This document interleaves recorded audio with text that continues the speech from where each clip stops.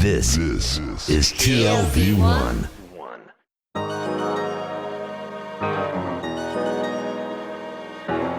The Tel Aviv Review. Hello, and welcome to the Tel Aviv Review, a program dedicated to the word, to the thought, and to debate, brought to you by the Van Leer Jerusalem Institute, which promotes humanistic, democratic, and liberal values in the social discourse in Israel. I am Dalia Shenlin. Unfortunately, Gilad Halpern is not with us today, but he'll be back. Every week we talk about books and research and things that have caught our attention. Our guest today is Dr. Raz Zimt. He is a research fellow at the Institute for National Security Studies, the INSS, specializing in Iran. He's also a research fellow at the Doron Halpern Middle East Network Analysis Desk at the Moshe Dayan Center for Middle Eastern and African Studies. And he is a research fellow at the Forum for Regional Thinking. But that's not all. He's also the editor of Spotlight on Iran, published by the Meir Amit Intelligence and Terrorism Information Center. And we'll be talking about a number of his articles. All of his articles in English can be found on his personal website, which is www.razzimt, one word. I'll read it out at the end. And I think everybody should read all of his material because they're a very good resource for information on Iran. Dr. Raz Zimt, thank you for coming to the show. Thank you. Well, it's a long introduction, and I have an even longer first question. I want to try to situate where Iran is in this post-revolutionary Middle East, which seems to be a place of colossal turmoil, a lot of realignment, shifting power dynamics, with so many of the countries in the region who are weak, precarious, or outright failing. One country appears more dominant in the Middle East than all those other ones, and certainly more fearsome overshadows policy debates in the West, and that's Iran. And I want to understand more in this interview about both its foreign policy and domestic character. Let's start with, why is Iran so dominant in the region and in our policy debates? What is the big threat of Iran? First of all, I think if we use what Jimmy Carter described in December 1977, Iran as an island of stability in one of the most troubled regions in the world. It wasn't that in 1977, perhaps, because we saw the revolution a few weeks after that. But I think it is more that way today. You described the Arab turmoil in the Middle East, and I think that the weakness of the Arab Middle East actually helps to bring out three main non-Arab players as the more dominant. One is Israel, the second one is Turkey, and the third one is Iran. Now, Iran and Israel don't share any borders, but I would say that relations between Iran and Israel over the last 2 decades, and especially the development of Iran's nuclear program, which is considered by Israel to be almost an existential threat, as well as Iran's involvement in the Middle East, makes it unique. The strength of Iran is a big, threatening state which doesn't recognize the state of Israel, which doesn't recognize the right of the Jewish people for self-determination, combined with its capabilities, both its conventional and non-conventional capabilities, makes it a real threat. You explain why that is from the perspective of Israel. But let's talk about from the perspective of Iran. Mm-hmm. When you talk about in your articles that Iran's goal now is to become a regional hegemony, what does Iran want to do with that power? Does it want to take over some of the states? Does it want to advance Shia Islamic theocracy throughout the Middle East? What is its goal? I've just come back from a lecture, and I told my audience that there is a wrong preconception of Iran, saying that it is an imperialist state which wants to conquer and occupy territories. That is not the case. Iran is after hegemony, it's after an influence. Now, it depends where. If you take Syria, for example, I would say that Iran considers Syria to be its strategic depth. It wants to use Syria as a state to get nearer Israel. It wants Syria as a logistic station to deliver weapons to Hezbollah in Lebanon. It wants the Assad regime to prevail because those two countries have been strategic allies since the 80s. So it wants influence in Syria.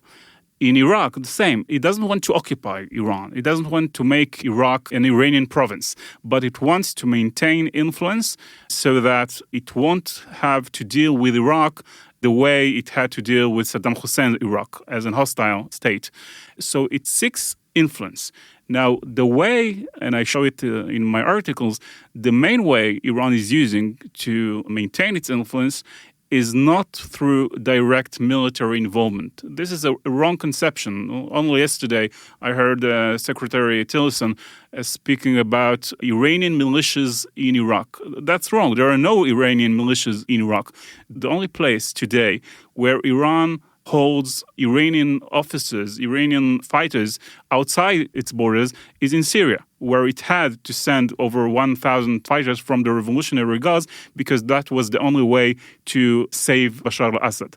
But in Iraq, for example, there are perhaps dozens of Iranian advisors, and the main influence is maintained through Iraqi militias, and they have nowhere to go to. So if you want to deal with Iranian influence, yes, there are certain things you can do, but the way is not by trying to eliminate Iranian presence there, because there is almost none direct presence. So if it's not sort of colonial expansionist project, is there any goal for expanding a Shia Muslim regime elsewhere in the Middle East? I mean, you also point out that one of the main obstacles is that this is a Shia power facing essentially, largely Sunni-dominated Middle East. It's a Shia country, and it's perhaps more important, it's a Persian state surrounded by Arab states. So there are two main obstacles to Iran becoming the hegemon in the region.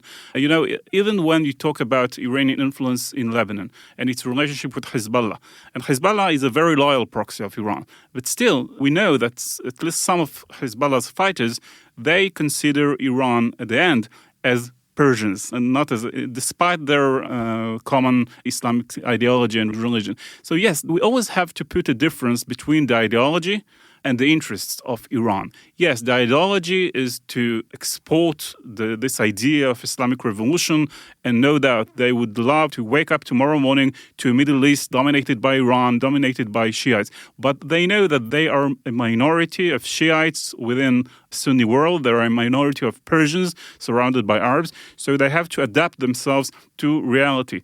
I always say that it's very important to look at the different aspects of Iranian identity. They are both Persians, or most of them are Persians, and Muslims and Shiites.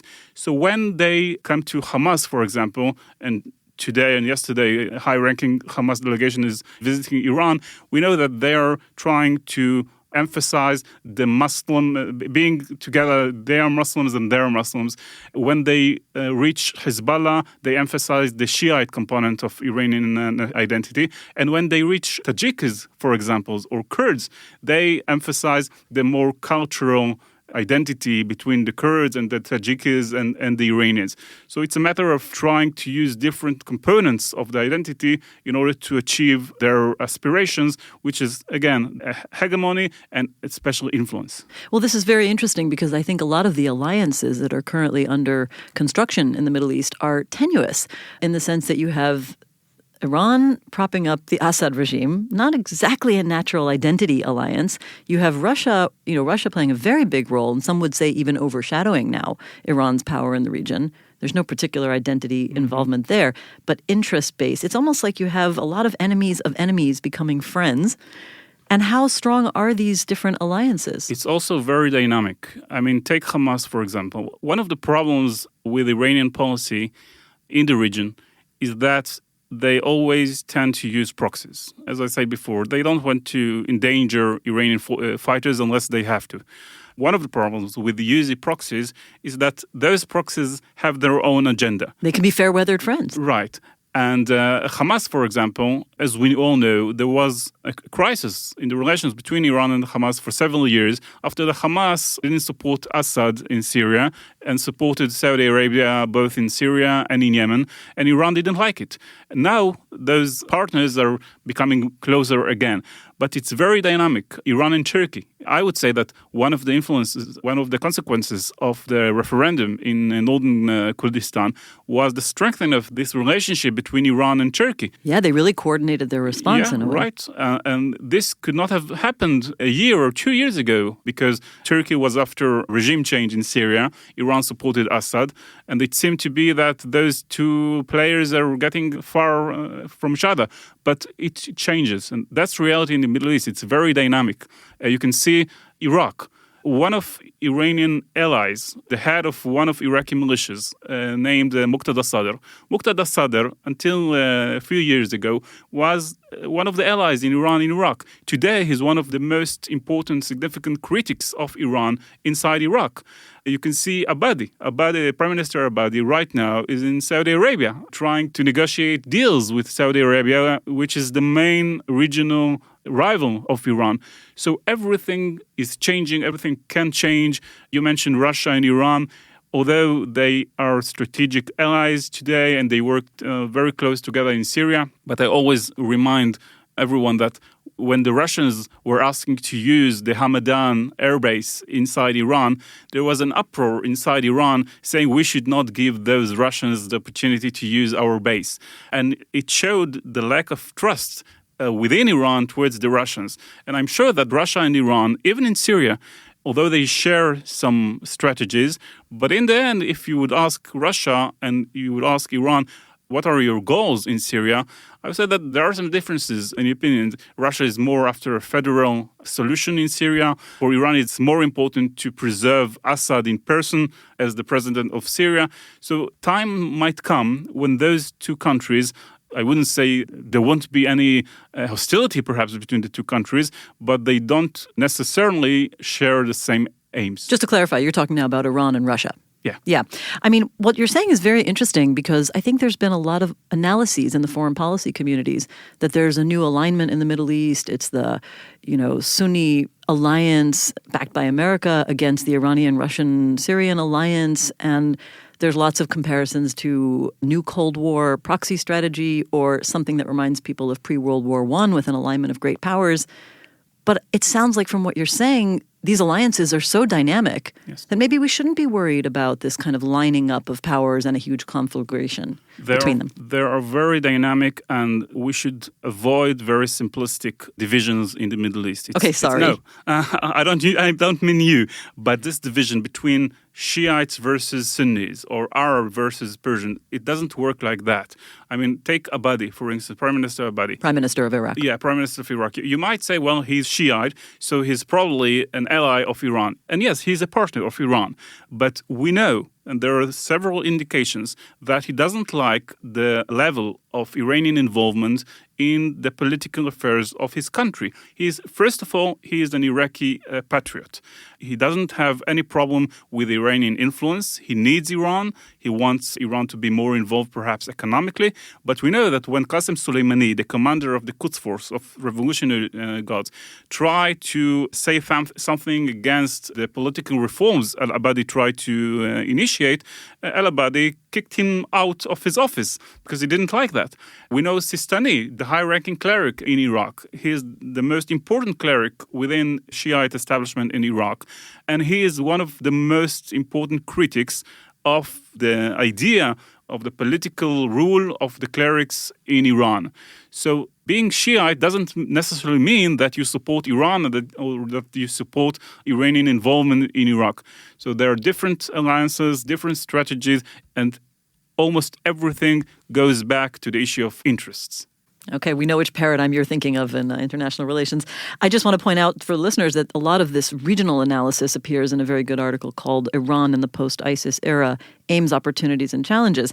So it's really easy to talk about all these foreign policy dynamics, but of course, domestic politics and society have, large influence on foreign policy. There's an interaction between them, and Iran is facing no small challenges from within. You have a very interesting article on the re-election, analyzing, I think, the re-election of President Rouhani earlier this year, where you talk about him really being caught between the conservative forces and the Revolutionary Guard and clerics and sort of social reformers, people who wanted to have more women's rights represented and ethnic minorities. How is he going to handle those internal challenges? Or how has he been? Well, first of all, I would like to remind our listeners that Rouhani, although described in Western media as the moderate or the reformist president of Iran, he's not really a moderate and he's not really a reformist. This is a man who was brought up at the heart of Iranian establishment, conservative establishment. He is very pragmatic, but he is not a fellow of the Zionist movement or the U.S. administration. But Rouhani especially during the 8 years where he was out of major making decisions in Iran during the era of Ahmadinejad as president of Iran, he understood, in my view, two main things. One is that the economic situation in Iran is in dire state, which doesn't need to be an economic to understand.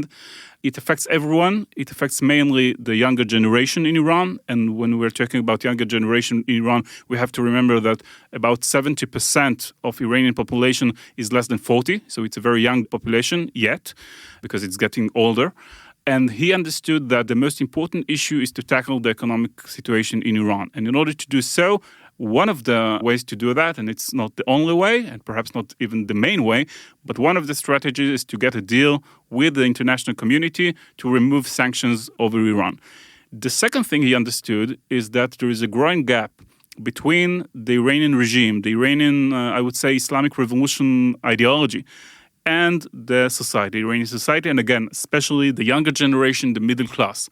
And he understood that in order to save the Islamic Revolution, because he wants to save the Islamic Revolution, he doesn't want to change the Islamic Revolution, but in order to save the Islamic Revolution, the regime has to be more able to provide solutions and answers to the Iranian population over two main issues. One is the economy, and second one is all the issue of, I would say, civil freedoms, more political demands. The problem is, or there are two main problems. One is that despite the strengthening of the so-called moderate or pragmatic or reformist forces within Iran, and you can see it both in the elections for the presidency and the elections for local councils in Iran, where reformists did very well. But if you look at the institution, the political institutions which are not elected by the population, there you see that the conservatives are still hold most of the power. The supreme leader, the judiciary, the revolutionary guards, all those institutions, which are the main institutions in Iran, with the most power in Iran, are still controlled by the conservatives. And Rouhani knows that. So he has to pick his struggles very, very cautiously, because he can't try and carry out struggles against both the supreme leader, the revolutionary guards, to carry out civilians and political reforms, and at the same time try to solve the economic problems of Iran. So what he decided to do is to concentrate mainly on the economic issue. So you can see that even some of his promises he gave both 4 years ago when he was first elected and 4 years later when he was re-elected, to combine women in his government, or to try to release the two reformist leaders, Mousavi and Karoubi, from their house arrest. He didn't even try to do that, or perhaps he tried to do that, but he didn't succeed to do that, because he understands that the main way to solve the most important problem in Iran is through economic reforms. And for that, he needs the approval, he needs the support of the supreme leader. That's his main problem. In order to enable those economic reforms, to what extent does that play into his interests in signing what we call the Iran deal, or the JCPOA? And you would think if the Iranian recovery is so dependent on the sanctions being lifted, that it would be in Iran's interests to adhere to the deal. I totally agree. I think that Iran has no interest to quit the deal, because Rouhani's political situation is dependent on the deal, but mainly because the only way to try and solve Iran's economic situation is through the lifting of the sanctions, which is not enough. He also has to bring more Western companies, more European companies inside Iran to invest in Iran. Of course, this is not the only way to do that. There are substantial structural problems within Iran's economy. Lack of transparency, the huge involvement of the IRGC, the Revolutionary Guard, within the economy. The level of corruption also makes it very difficult to attract European companies to go inside Iran. But the basic way, the basic condition to try and do something is through the return of European companies to Iran. Now, that doesn't mean, of course, that Iran, under every situation, will be ready to perfectly compliant. Yeah, to comply to the deal. Of course, if tomorrow morning or in 3 weeks or in a month, President Trump will pull the United States out of the deal and the Europeans are going to join the sanctions against Iran, Iran will have no choice but to join them. But right now, my assessment is that Iran is going to wait and see not just what's going to happen in the United States, but whether the Europeans are going to join the sanctions. If the Europeans join the sanctions, it leaves Rouhani with no other choice but to take retaliating measures. I mean, I feel like I would be, bucking the entire Israeli political establishment and American current administration to say that would seem to me that if the deal is over, then Iran would race towards developing nuclear capability.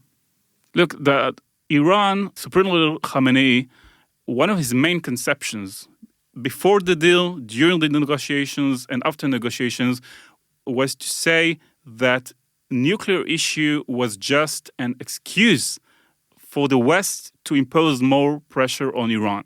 He never trusted the West, especially he didn't trust the United States, and he kept saying that even if Iran accepts all the demands made by the international community concerning its nuclear program, it won't affect the basic hostility. It won't affect the basic hostility of the United States, which aims at regime change.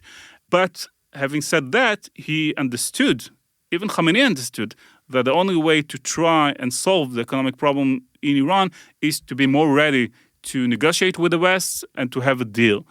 I think that one of the interesting strengths of your contributions, of your articles, is your ability to analyze Iranian society and regular people. So I want to move into trying to understand them more. First of all, I think the basic question that does flow from this discussion of the Iran deal is, are regular people feeling yet any sort of improvement economically as a result of the lifting of sanctions up till this point? And then I want to talk about what they're thinking politically. And what they're in one word, no. Or in 2 words, not yet. I mean, it would take years until the economic situation in Iran improves, even in case all sanctions are removed and more European companies are going to go back to Iran. Because we have to remember, there have been many visits made by European companies in the last 2 years in Iran. But the number of actual agreements signed between Iran and foreign companies is not very big, because most European companies are still waiting to see what's going to happen in the States. And again, as I said before, there are substantial structural problems within Iranian economy. So the average Iranian still doesn't see any difference from what was the situation before the deal. I would say that on the level of macroeconomic situation, things became better.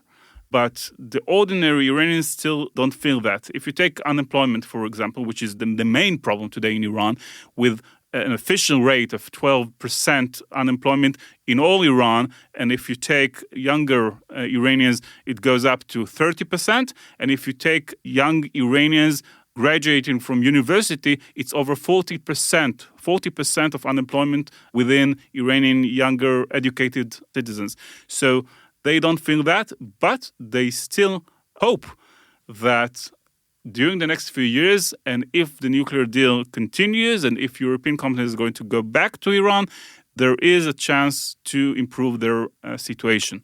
Of course, if they see that Europe joins Trump, joins the United States, and reimpose sanctions against Iran, in my view, that would lead to a radicalization of not just the political process in Iran, but also we'll see less and less support for the Iranian deal and more support for the more hardline leaders. Sure. Let's talk more about these regular Iranians. I mean, you have a very good article entitled Social Media versus Tradition, Iranian Users Criticize Nepotism. Is it correct to look at the Iranian, social media networkers, the social media users, as more liberal, more democracy and reform oriented, or is that kind of a myth? I mean, than the regime. I mean, by comparison to the regime, of course. Yes, it's absolutely more liberal. And I'll tell you something. If you would ask me 10 years ago what I think about social media in Iran, Facebook, mostly it was Facebook and blogs, do they really represent Iranian society? 10 or 15 years ago, I would say probably not, because there was a small percentage of Iranian society being active and present at the social media. Today, when you have, I would say, more than 20 or 30 million Iranians users at Telegram, when you have more than 10 million Iranians on Facebook, even though it's still blocked in Iran, but there are more than 10 million using Facebook anyway, it has become more and more representative of Iranian society. And yes, when you look at issues such as women's rights or civil society in general, you can certainly see this gap between the more younger generation, which is much more liberal. I wouldn't say secular, but you can see, for instance, the erosion of the clerical administration in Iran. I remember when one of the high-ranking clerics in Iran 3 years ago, the head of the Iran's Assembly of Experts, who elects the supreme leader, he passed away. And what you could see in social media is the extent of, I would say, of sarcasm and even happiness by many Iranian users after his death. And maybe a fearlessness to be saying that. Yeah, right. And when an Iranian journalist living in London, the journalist Masih Alinejad, initiated 3 years ago Facebook page, and she asked Iranian women to send pictures and upload pictures of themselves without hijab, without the headscarf, not in the private, not in their homes, but on the public sphere. This page actually gained, I remember, more than 500,000 likes, and within weeks, you could see hundreds of pictures of Iranian women without hijab with the pictures all over the Facebook. And this has tremendous influence because you can see over the 2-3 last years more and more debate taking place even within Iranian clerical establishment, saying we should not, of course, abolish this mandatory hijab, but we should rethink about it. I remember an interview given by one of the clerics in Iran a year ago to a conservative website, and he said, and it was incredible, he said one of the mistakes made by Iranian regime after the revolution was to impose hijab upon women, because that made hijab from a religious issue into a political issue, and we should not have done that. So, yes, the society is much more liberal, much more open-minded, but again, the problem is that this process still has to evaluate into a political change, and I'm not sure it's going to happen soon. I just want to point out that I think I remember that campaign about uploading pictures of women without their hijab, wasn't it the flip side of a campaign where men were also uploading pictures wearing a hijab? Yeah, that was a part of it, yeah. Okay, I want to spend just the last few minutes bringing it back to our region because it's all about us. Let's talk about Iran and Israel and the Palestinians. I'm not sure which is more interesting. I guess it would be interesting to start with Israel. What does Iran truly want? We know what the Israeli government thinks that Iran wants, and we know what the Trump administration thinks that Iran wants with relation to Israel. What do you think are the internal dynamics of what Iran envisions for Israel? Is it the old kooky Ahmadinejad, wipe them off the face of the map? Do they want to drop a nuclear bomb on us, or do they just want to show that they are the regional hegemon? How do they look at Israel? Again, you should differentiate between the vision and the actual policy. The vision is very clear. They want a Middle East without a Jewish state, without a state of Israel, to wipe up Israel, or as Khamenei puts it, Israel will not exist within the next 25 years. Good luck with that. Yeah, but that's the vision. And in the meantime, they want to impose as much pressure as they can on Israel, using all kinds of strategies, bringing up infrastructure near Israeli borders in Lebanon and Syria to put more pressure on Israel, by continuing to build their missile capability, by supporting terrorist organizations, by supporting Hamas and the Islamic Jihad. All those strategies are meant not just to improve Iran's hegemony or influence in the region, but Israel is one of the main focus of Iran's policy. I would say Khamenei is almost obsessed with Israel. By the way, it might be understood because when Israeli politicians, when Israeli military high-ranking officers keep talking about Iran, and just yesterday, I heard one of the ministers in Israel saying that perhaps the United States should attack Iran in order to deliver a message to North Korea. So Iran is listening to all that. Now, I wouldn't say that the responsibility for the escalation between Israel and Iran is just Israel. Of course, Iran has a lot to do with that, mainly by not accepting the right of Israel to exist. But this issue as well, we could see a difference between what the regime thinks and tries to do and the more ordinary Iranians.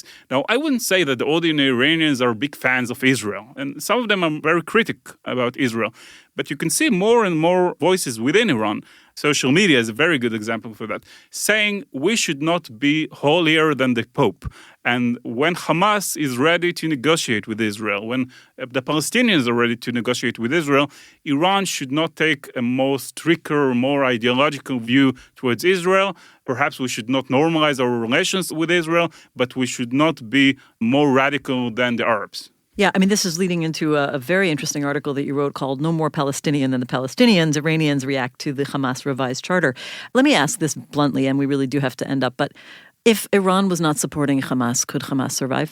Yes, because the level of support given by Iran to the Hamas is not like the level of support Iran gives to Hezbollah, for instance. There are different levels. Look, even during the crisis, the political crisis between Iran and Hamas, Iran continued to support Hamas. But I would say that if tomorrow morning Iran ceases to support Hezbollah, it's a matter of time until Hezbollah can no longer continue to act as a military organization. Of course, it has its political and economic activity as well. But Hamas has different sources of support.